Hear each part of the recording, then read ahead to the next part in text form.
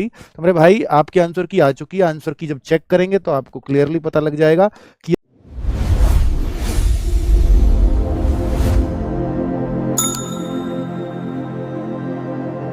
13 तारीख से 16 तारीख के बीच आप ऑब्जेक्शन भी लगा सकते हो। हालांकि एसएससी के क्वेश्चंस में कुछ में गलती आ भी जाती है, कुछ में अब आजकल कम आती है वैसे, पर फिर भी ऑब्जेक्शन लगा सकते हो अपनी शिफ्ट में। जब आप आंसर देख रहे होगे आंसर की, तो उसी के आगे आ रहा होगा अपना ऑब्जेक्शन वाला केस। तो 13 तारीख से 16 तारीख शाम 6 बजे तक ही ये कर पाओगे। आज 6 बजे से ये शुरू हुआ है। अगर किसी की अभी आंसर की नहीं खुल रही है, इट मीन सर्वर बहुत बिजी है। थोड़ी देर पहले तक नहीं खुल रहा था, पर अब खुल रहा है सबका। ठीक है, बहुत सारे बच्चे मार्क्स कैलकुलेटर से भी अपने मार्क्स कैलकुलेट करते हैं। अभी हमारे ऐप में चल नहीं रहा है। बाकी जब आप RWA ऐप खोलते हैं तो उसको थोड़ा सा ओपन हो जाता है ना, पेड कोर्स और वो सब, उसको ऐसे करना तो नीचे कैलकुलेटर आ जाएगा, एक नीचे को करोगे ना तो उस कैलकुलेटर में आपको वो सब मार्क्स सब्जेक्ट वाइज वो एकदम कैलकुलेट कर देगा, कितने करेक्ट हैं कितने नॉन करेक्ट हैं। अभी उसमें कुछ एरर आ रहा है, सही करवा रहे हैं बस, है ना।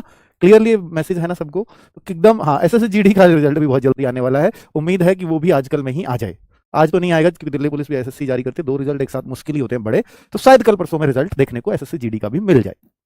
ठीक है, तो ये तो अभी रिजल्ट नहीं है, ये तो आंसर की है। आंसर की में आपका कितना स्कोर है, जब आप ये फिल कर देंगे तो मैं एक आपको गूगल फॉर्म, मतलब वो तो एक सेल्फ कैलकुलेटर है, आप अपने मार्क्स वैसे भी कैलकुलेट कर सकते हो 1 by 1, लेकिन आप कैलकुलेटर से कैलकुलेट करना चाहते हैं तो वैसे भी कर लेते हैं। आपके पास और भी बहुत सारे कैलकुलेटर्स होंगे।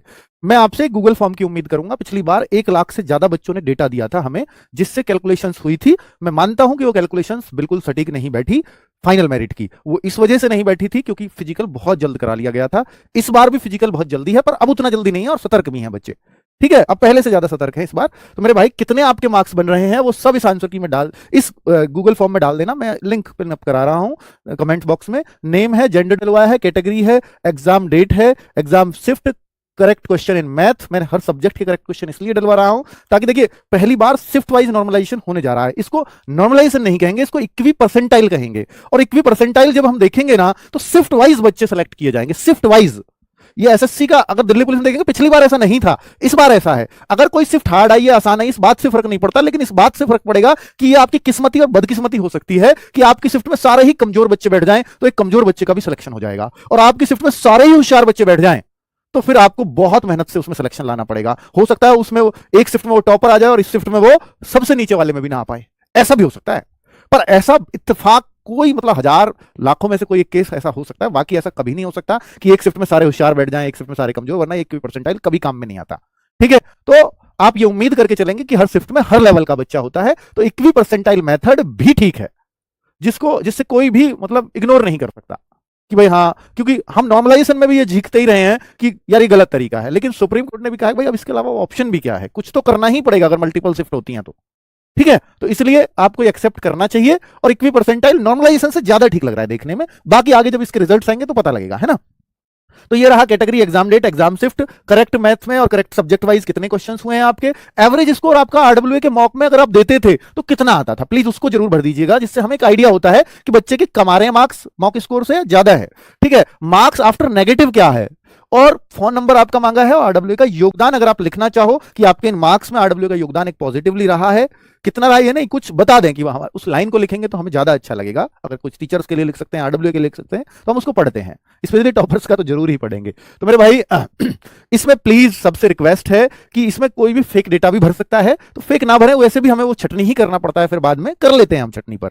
ठीक है, तो आप इसमें जेन्युइन डेटा भरें ताकि ये कट ऑफ एक सही से निकल करके आए। मुझे पता है इस बार भी लाखों बच्चे इसको भरने वाले हैं, और फिर मैं पिछले वाले डेटा से भी इसका कंपैरिजन करके दिखाऊंगा आपको, क्योंकि वैकेंसीज पिछली बार भी उतनी ही थी और इस बार भी उतनी है, और बच्चे पिछली बार भी लगभग उतने ही थे और इस बार भी उतने ही हैं। तो बहुत सटीक डेटा आएगा पहली कट ऑफ का। तो लेकिन एक बात का जरूर फर्क है कि पिछली बार से पेपर आसान है, ये आपको मानना ही चाहिए।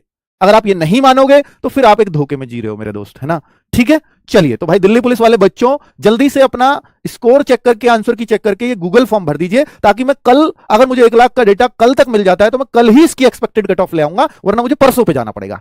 ठीक है, मैं कल ही कोशिश करूंगा कि शाम 8 बजे से पहले आपकी एक्सपेक्टेड कट ऑफ आ जाए। थैंक यू वेरी मच, नमस्ते। तो मेरे भाई नवीन सर की ये बुक है GS सुधा, जिसमें बहुत ही अच्छा कंटेंट दिया गया है, और नवीन सर ने अपने हाथों से ये बुक तैयार की है। और यहाँ देख सकते हैं ये किन किन एग्ज़ाम के लिए इम्पोर्टेंट रहने वाली है। SSC के जो भी सभी एग्ज़ाम हैं उनके लिए, और रेलवे में ALP, railway group D, NTPC, RPF, इन सभी के लिए ये उपयोगी पुस्तक है और ये मैंने पहले ही परचेज कर ली थी, इसलिए मैंने सोचा कि चलो मैं आपको भी बता दूं जिन्होंने परचेज नहीं की है। तो दोस्तों एकदम अच्छा कंटेंट दिया गया है। हाल ही में जो एग्ज़ाम हो रहे हैं उनमें भी इनसे प्रश्न देखने को मिल रहे हैं। तो दोस्तों मिलते हैं नेक्स्ट वीडियो में। Thanks for watching video. Channel को सब्सक्राइब और वीडियो को लाइक कर दीजिएगा।